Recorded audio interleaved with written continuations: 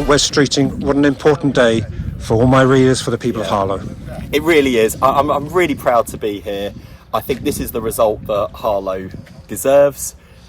This shell of a building behind me, which has been here for so many years now, as I think people in Harlow know, is going to be the home of world-leading, groundbreaking science that keeps our country safe, that guarantees our health security, and as a result, that means some really great, high-paid, high-skilled job opportunities for people in the town. I think it's a big vote of confidence from the Prime Minister and the Chancellor in Harlow.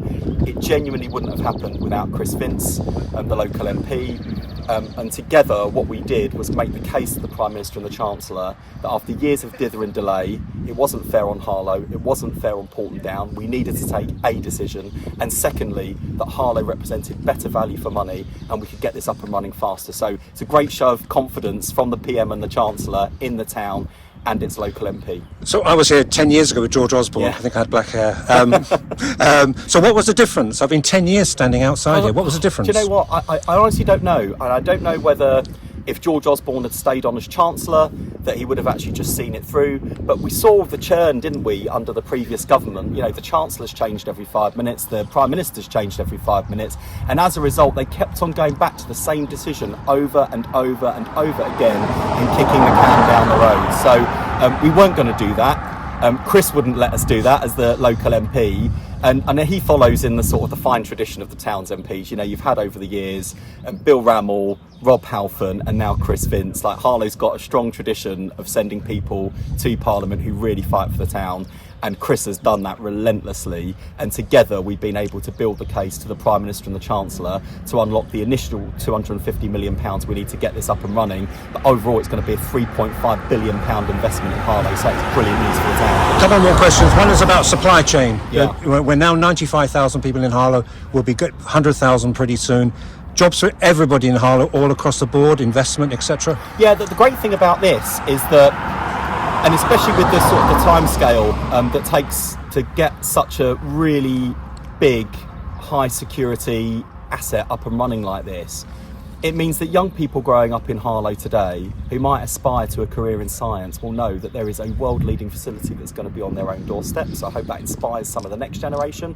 But right from now, right through the construction process and then when it's up and running, a really wide range of jobs in the supply chain, in the construction industry, and even when it's up and running, it's not just about the men and women in white coats.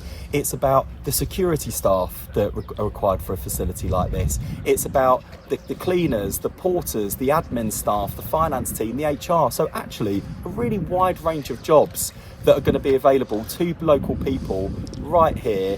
And that's why Chris fought so hard for it, because obviously from my perspective, the important thing was we took a decision in the national interest.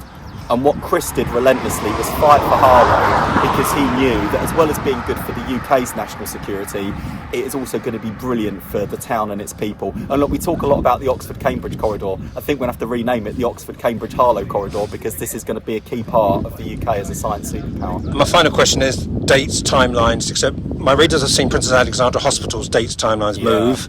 This is described as shovel-ready, but therefore why are there dates like 2035 and 2038? Yeah, so basically to get something like this up and running takes a lot of planning. It requires not just some of the best science, but some of the best engineering in the world. And so there are necessary, sometimes you think, well, why do we go through all of these planning processes as a country? We're dealing with that.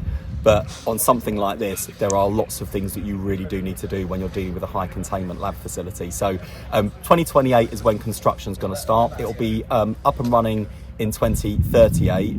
So it's a great opportunity for the town there, and I'm really excited to get this up and running.